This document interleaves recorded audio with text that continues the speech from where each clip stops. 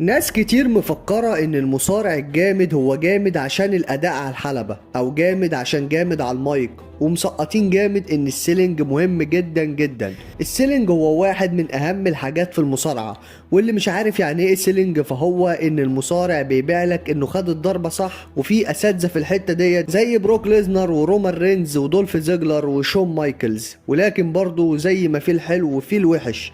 عشان كده في الفيديو ده هنتكلم عن اكتر 10 سيلات مزيفة في تاريخ ال WWE. فلايك وسبسكرايب على السريع وتعالى نشوف السيلينج الفاشل في ال WWE.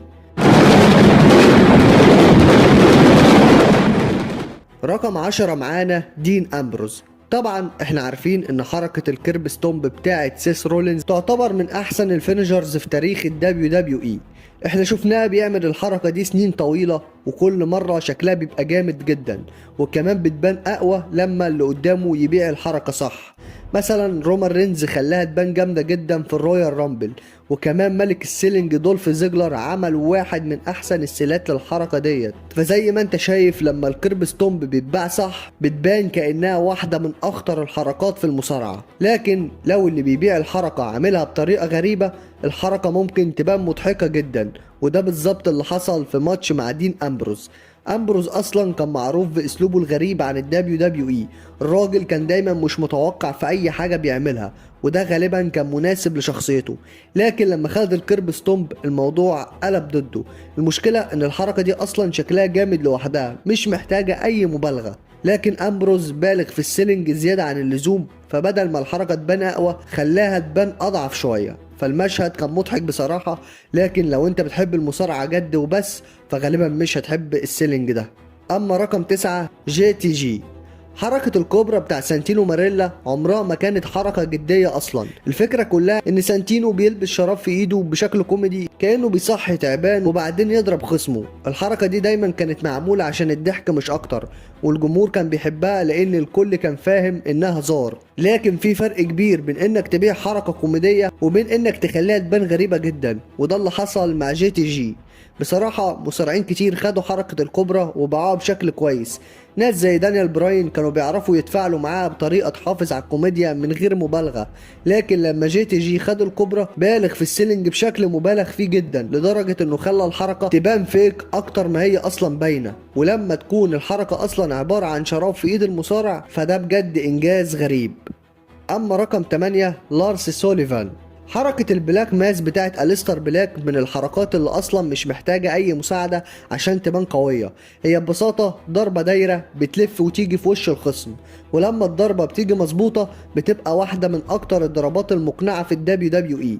ومعظم المصارعين اللي خدوها كانوا بيبيعوها بشكل ممتاز، لأن في أوقات كتير الضربة فعلا بتلمس دماغهم. لكن في ماتش مع لارس سوليفان حصلت مشكلة. أليستر ضرب الضربة لكنها ما جاتش خالص وما كانتش قريبة حتى من وشه. وبصراحة الحاجات دي بتحصل كتير في المصارعة، ساعات الحركة بتفلت أو ما تظبطش، وساعتها أحسن حاجة إن المصارع يظبط الدنيا بسرعة ويكمل كأن مفيش حاجة حصلت. لكن لارس سوليفان ما عملش كده خالص، باع الحركة برضو، ومش مجرد تكة صغيرة كأنه اتلخبط مثلا، لأ ده الراجل وقع على الأرض كأنه اتضرب ضربة خلاته يغمى عليه. فالمفروض كان يعمل سيلينج نص نص كده، يعني يتميل شوية ويدي فرصة إن الحركة تتعاد تاني وتتظبط، وده كان هيبقى أحسن بكتير من إنه يقع زي شوال البطاطس كده من ضربة كل الناس شافت إنها ما جاتش جنب وشه حتى. أما رقم 7 البيك شو. حركة الاركي او بتاعت راندي اورتن تعتبر من احسن الفينيشات في تاريخ المصارعة. شفناها في لحظات ايقونية زي لما عملها في سيس رولينز في راسل مانيا 31، وكمان الاركي او الاسطورية مع ايفن بورن، وكمان شفناها حصلت مع احلى السيلات لما روب فان دام باعها كانها نهت مسيرته في المصارعة. فاللي بيخلي الحركة دي ممتازة هي ان راندي اورتن بيقدر يعملها في اي وقت ومن اي حتة، وكمان صعب جدا انك تغلط تعمل سيلينج ليها، لان كل اللي عليك تعمله انك تنط عليه وخلاص، الا لو انت بقى البيك شو. لان لما اورتن حاول يعمل الاركي او البيك شو نط بدري جدا، فالنتيجة وقع على الارض من غير اي سبب، لان راندي اصلا ملحقش يعمل الاركي او. فالمشهد خلى الحركة والماتش كله يبان مزيف جدا، لدرجة ان الدبليو دبليو اي اضطرت تقص اللقطة الغلط ديت من التسجيل. اما رقم 6 شون مايكلز. كتير من الناس شايفين ان شون مايكلز هو اعظم واحد في التاريخ في السيلينج. طبعا لو شون مايكلز موجود في ماتش انت عارف انه هيخلي خصمه يبان بشكل ممتاز جدا. كل حركة بتحسسك انها مهمة. شون مايكلز كان كأنه نسخة حقيقية من شخصية اول ستار فيديو جيم. صحيح كان احيانا بيبالغ شوية في السيلينج لكن غالبا كان محافظ على الواقعية. لكن كل ده اختفى تماما في ماتشه في سمر سلام قدام هالك هوجن. في الماتش ده شون بالغ في كل حركة بشكل مجنون كأنه متعمد يخرب الماتش. الراجل كان بيطير في الهوا من اي ضربة. الماتش كله اتحول لنكتة حرفيا لان الاتش بي كي كان متضايق ان هوجن استخدم نفوذه عشان يغير نهاية الماتش، فشون قرر يرد بطريقته وخلى الحدث الرئيسي في سمر سلام يبان كأنه اكتر ماتش فيك في التاريخ.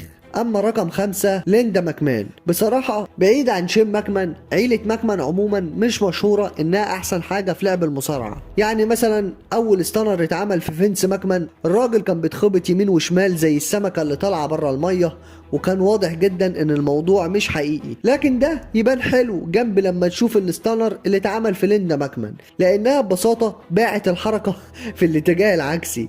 يعني بدل ما تتحرك مع الضربة اتحركت عكسها خالص. بصراحة ما ينفعش نتوقع سيلينج عظيم من ليندا يعني، لكن اللي حصل ده كان مستوى جديد من السوق، فما فيش كلام كتير يتقال هنا. عشان كده هنروح لرقم 4 وهو الجريتست اوف اول تايم جون سينا. ماتش الاندرتيكر ضد جون سينا في ريسل مانيا كان حلم كبير للجماهير اللي بقالهم اكتر من 10 سنين مستنيين اللحظة ديت. لكن الدبليو دبليو اي ما قررتش تعمل الماتش غير متأخر جدا في 2018 وقت ما الاتنين كانوا خلاص عدوا افضل ايامهم في الحلبة. وده بان في لقطة واضحة جدا لما الاندرتيكر عمل بيج بوت وسينا باعت ضربة كأنها خبطته في وشه رغم انها ما لمستوش اصلا. غالبا لو الموقف ده حصل في 2007 مثلا اكيد جون سينا والاندرتيكر كانوا هيتصرفوا احسن من كده. لكن ساعتها الدبليو دبليو اي حاولت تصلح الموضوع بعدين وغيرت زاوية الكاميرا في الإعادة عشان اللقطة تبان أحسن. لكن أي حد اتفرج على الماتش يومها فاكر الزاوية الأصلية اللي خلت الحركة تبان مزيفة جدا. أما رقم 3 المهرجة جندر مهال. لو كنت فاكر ان لقطة البيج بوت مع سينا كانت سيئة فاستنى لما تشوف الكارثة ديت عشان هتشوف طرب دلوقتي ما حصلش. جيف هاردي لعب ماتش مع جندر مهال في عرض جريتست رويال رامبل 2018 في السعودية، وفي نص الماتش جيف حاول يعمل حركته المشهورة الويسبر ان ذا ويند. احنا شفنا الحركة دي اتعملت 100 مرة قبل كده ونجحت كتير جدا، لكن المرة دي جيف منزلش على جندر مهال خالص. والمضحك بقى ان ده ما وقفش جندر عن انه يبيع الحركة كأنه اتضرب جامد، ومش حتى باعها كأنها لمست رجله مثلا، لا ده باعها كأنها خبطت في جسمه كله. فالمشهد كان واضح جدا انه فيك قوي، لكن في نفس الوقت كان مضحك جدا بصراحة، ولحد النهاردة الناس لسه بتتكلم عن اللقطة ديت. اما رقم 2 فينس ماكمان.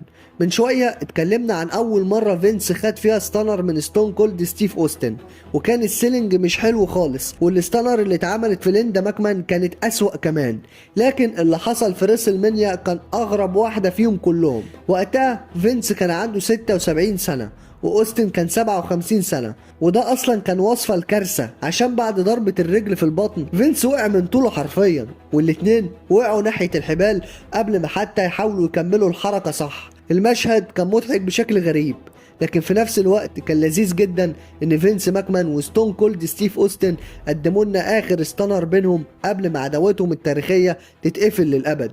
اما رقم 1 الانيمال باتيستا. أسوأ سيلينج في القايمة كلها بيروح لباتيستا.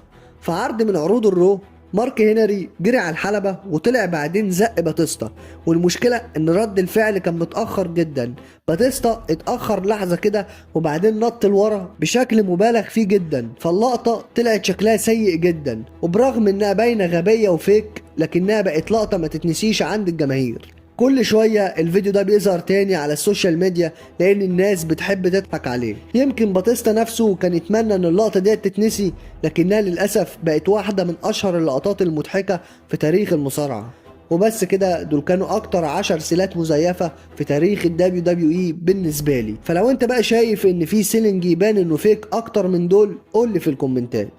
وصحيح قبل ما انهي احب اقول لكم ان انا بجهز لكم فيديوهين جامدين جدا عن تاريخ ريسل مانيا، فان شاء الله هيعجبوكم باذن الله. فما تنساش بقى تعمل شير للفيديو في كل مكان، ولو وصلت لحد هنا ما تنساش انك تعمل لايك للفيديو وتشترك في القناه لو انت لسه ما اشتركتش، وفعل زر الجرس على اولى وكل عشان يوصلك كل جديد. وبس كده خلص الكلام، واحلى سلام على جيش راس الاسلام.